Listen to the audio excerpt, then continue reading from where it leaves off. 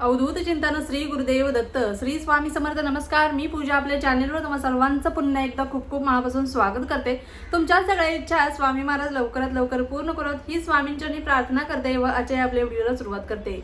गुरुपुष्य अमृत योग अधिक मास सुरू आहे, अधिक महिना सुरू आहे, पुरुषोत्तम मास सुरू आहे आणि या अशा अतिसुंदर अत्यंत पवित्र अशा महिन्यामध्ये आलेला आहे म्हणजे तो गुरुपुष्य अमृत योग. गुरुपुष्य अमृत योग अत्यंत दुर्मिळ योग आहे आणि या अधिक मासात आला म्हणजे त्याला अनन्यसाधारण असं महत्त्व देखील प्राप्त झालेलं आहे. तर गुरुपुष्य अमृत योगावरती केली जाणारी सेवा कधीही वाया जात नाही किंवा खरेदी केलेली कोणतीही वस्तू कधीच आपण ते म्हणजे आपल्या हातातून ती जात नाहीये किंवा एखादं सोनं वगैरे खरेदी केलं तर ते कधीही गहाण पडत नाही किंवा मोडलं जात नाही आपल्याकडून असं म्हटलं जातं. या योगावरती केलेली सेवा ही चिरकाल टिकत असते, अनंत काळ टिकत असते. म्हणून आपल्याला या काळामध्ये सेवा करायच्या असतात.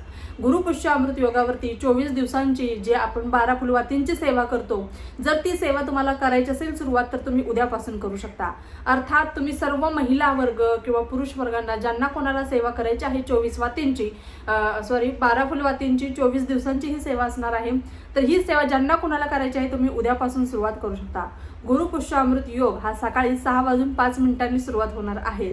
हो, सकाळी 6:05 सुरुवात होणार आहे. उद्या उत्तर रात्री मध्यरात्री म्हणजे 2:49 पर्यंत असणार आहे. तर तुम्हाला सकाळी दिवसभराचा वेळ आहे, संपूर्ण वेळ आहे. तर त्या वेळामध्ये तुम्ही पहिल्या दिवशी केव्हाही सेवा करू शकता.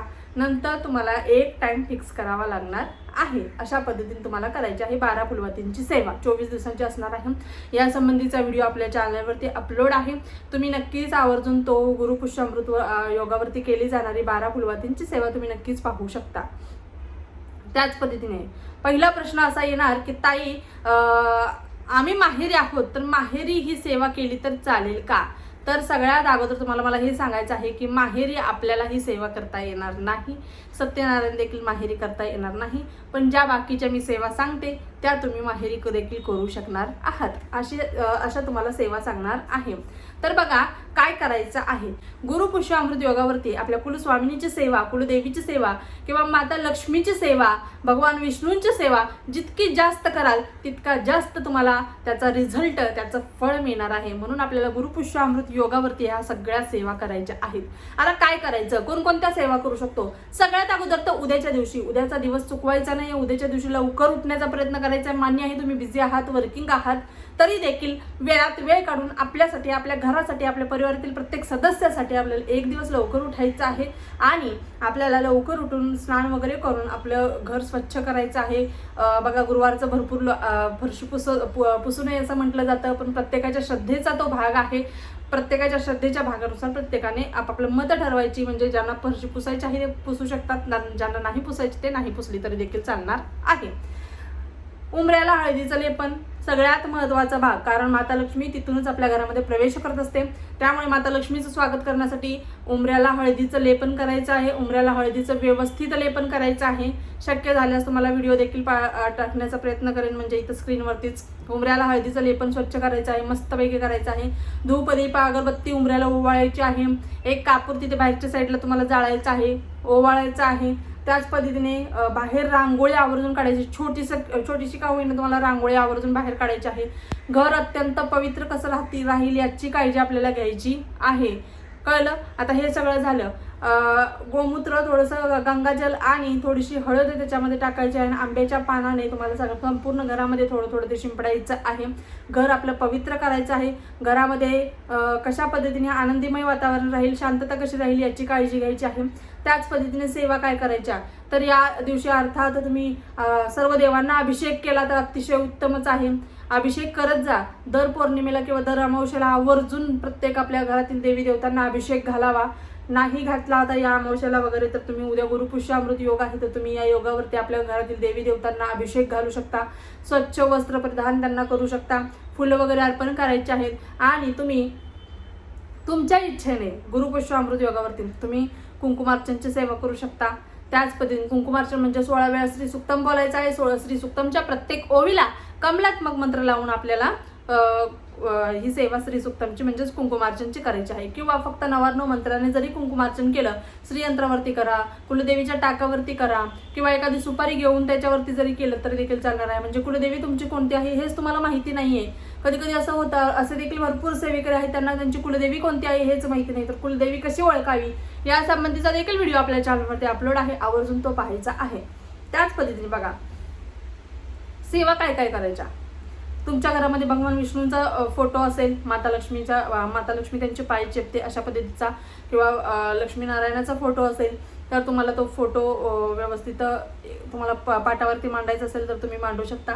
त्याच्यावरती तुम्हाला सेवा करायची आहे. सेवा काय करायची तर 16 वेळा तुम्हाला पुरुष सुक्तम बोलायचं आहे.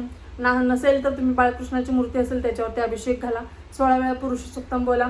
नंतर 1 वेळा श्री सुक्तम बोलायचं आहे अभिषेक घालताना. नाही तुमच्याकडे फोटो आहे तर तुम्ही काय करायचं, 16 वेळा पुरुष सुक्तम किंवा 16 वेळा श्री सुक्तम, 16 वेळा नवार्न मंत्र, 16 वेळा कमलात्मक मंत्र, 16 वेळा विष्णू गायत्री मंत्र, 16 वेळा लक्ष्मी गायत्री मंत्र, 16 वेळा कुबेर मंत्र, 16 वेळा नवार्न मंत्र तुम्हाला पठण करायचं आहे. त्याच पद्धतीने या सगळ्या सेवा करणं शक्य नाहीये तर तुम्ही काय करायचं आहे, 1 वेळा पुरुष सुक्तम, 1 वेळा श्री सुक्तम बोलायचं आहे. म्हणजे जर तुम्हाला या सगळ्या इतक्या सेवा करणं शक्य होणार नाही तर तुम्ही 1 वेळा पुरुष सुक्तम, 1 वेळा श्री सुक्तम बोलायचं आहे. नंतर तुम्हाला 1 वेळा व्यंकटेश स्तोत्राचं पठण करायचं आहे, किंवा तुम्ही 21 वेळा आजच्या दिवशी व्यंकटेश स्तोत्राचं पठण केलं तर अतिशय उत्तम आहे. जो आपण 21 मंडल करतो रात्रीच्या वेळेस, तर तुम्ही रात्रीच्या वेळेस जरी 21 मंडलाचं व्यंकटेश स्तोत्राचं पठण केलं, पारायण केलं, अनुष्ठान केलं आपल्या घरामध्ये जरी देखील चालणार आहे. अशा पद्धतीने या सगळ्या सेवा करायच्या आहेत. म्हणजेच बघा 1 वेळा पुरुष सुक्तम, 1 वेळा श्री सुक्तम, 16 वेळा नवार्न मंत्र, 16 वेळा विष्णू गायत्री मंत्र, 16 वेळा लक्ष्मी गायत्री मंत्र, 16 वेळा कुबेर मंत्र, 16 वेळा कमलात्मक मंत्र. अशा पद्धतीने या सगळ्या सेवा करायच्या आहेत. एक माळ आपल्याला श्री स्वामी समर्थ आपल्या षडाक्षरी मंत्राची घ्यायची आहे. कुलस्वामिनीची किंवा कोणत्याही देवी देवतांची सेवा करत असताना आपल्या गुरूंना मात्र कधीही विसरायचं नाहीये, कारण आपल्याला आपल्या सेवेचा बँक बॅलन्स आठवायचा आहे. आणि शेवटी काय महत्वाचं आहे, शेवटी भाव महत्वाचा आहे. आपण किती शुद्ध अंतकरणापासून ती सेवा करतो, आपण किती शुद्ध भावनेने ती सेवा करतो याला अतिशय महत्व आहे. तर उद्याचा दिवस अतिशय सुंदर आहे. उद्याच्या दिवशी एखादी वस्तू जर खरेदी करायची असेल तर ती वस्तू खरेदी करण्यासाठी देखील अत्यंत दुर्मिळ योग, अत्यंत सुंदर योग आहे. तर उद्याचा दिवस अजिबात चुकवायचा नाहीये.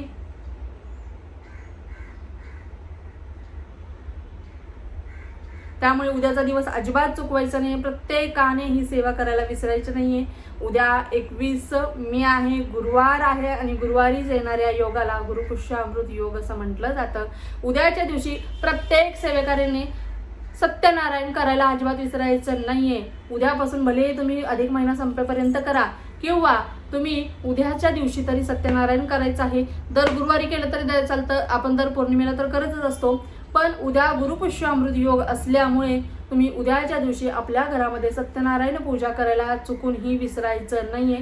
त्यामुळे एवढं लक्षात घ्या, गुरुपुष्य अमृत योगावरती तर सेवा करायच्याच आहेत, पण सत्यनारायणाची पूजा देखील आपल्या घरामध्ये करायची आहे. भगवान विष्णूंची जितकी जास्त होईल तितकी आपल्याला सेवा करायची आहे. शेवटी काय, भाव महत्वाचा आहे. आपण किती भावाने शुद्ध अंतकरणापासून ती सेवा करतो याला अतिशय महत्व आहे.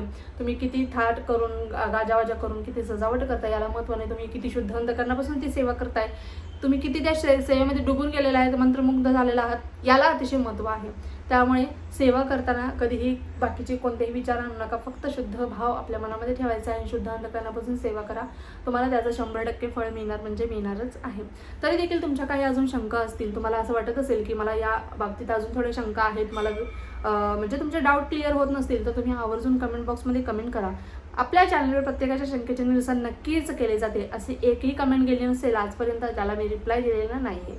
त्यामुळे नक्कीच तुमच्या काही शंका असतील तर कमेंट बॉक्समध्ये कमेंट करा.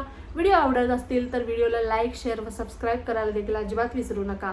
कारण आपण एक शेअर केलं तर आपल्यामुळे अजून सेवेकरी आपल्यासोबत जुळले जातील, त्यांना देखील प्रत्येक सेवेचं महत्त्व कळेल. यासाठी ही विनंती आहे असं समजा. पुन्हा एकदा व्हिडिओ अशाच एका नवीन व्हिडिओसोबत, तोपर्यंत झालेली सेवा स्वामींचरणी रुजू करते. श्री स्वामी समर्थ. धन्यवाद.